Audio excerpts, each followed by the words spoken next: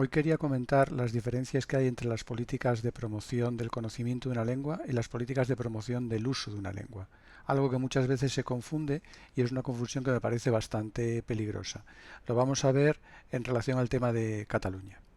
Para eso lo primero que tenemos que darnos cuenta es de que Cataluña es una región en la que hay personas que tienen el catalán como lengua materna y personas que tienen el castellano como lengua materna. Y de hecho, son más las personas que tienen el castellano como lengua materna. La convivencia de catalán y castellano en Cataluña no es de ahora, es de siempre, desde hace siglos, incluso desde antes del decreto de nueva planta que los nacionalistas pretenden que trajo todos los males. No, ya antes de esa época, de comienzos del siglo XVIII, se hablaba y se escribía y se utilizaba el español en Cataluña. Esa es la situación y por tanto en una región en la que hay dos lenguas que son mayoritarias, quizás lo más conveniente es que todo el mundo conozca las dos lenguas y a eso van orientadas las políticas de promoción del conocimiento de la lengua.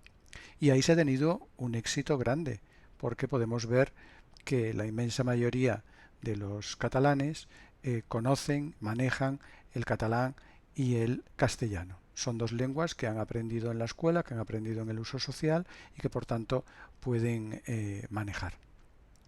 El conocimiento del castellano es todavía mayor que el del catalán, pero también hay que tener en cuenta que el castellano es la lengua materna de la mayoría de la población.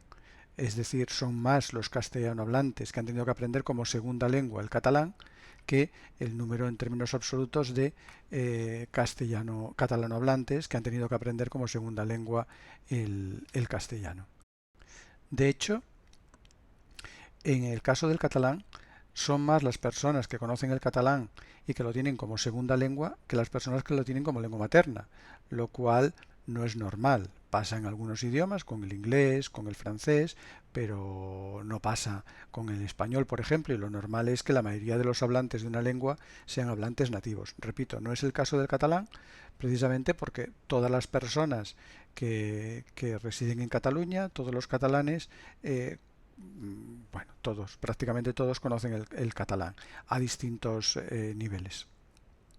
Pero esto no es suficiente para la política nacionalista. La política nacionalista quiere ir más allá del conocimiento de la lengua. Quiere que el catalán sea además una lengua que vea incrementado su uso.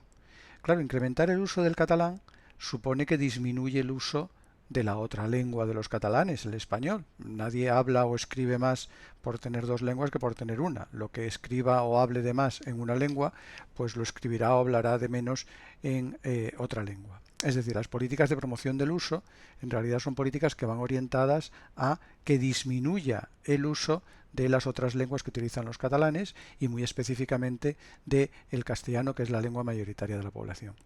Yo creo que esto no es positivo en general, porque todo el mundo tiene que tener derecho y no verse compelido a utilizar una lengua diferente. Otra cosa es que conozca muchas lenguas, las que sean, pero eso no debe llevarte a que sea mal visto o que se promueva que dejes de usar una lengua y que uses otra.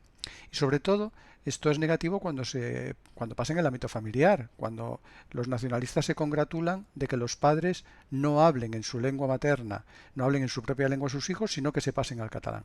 Por eso yo considero que las políticas de promoción del uso de una lengua son perjudiciales y que no deberíamos de valorarlas positivamente, deberíamos ser conscientes de esto que estoy explicando.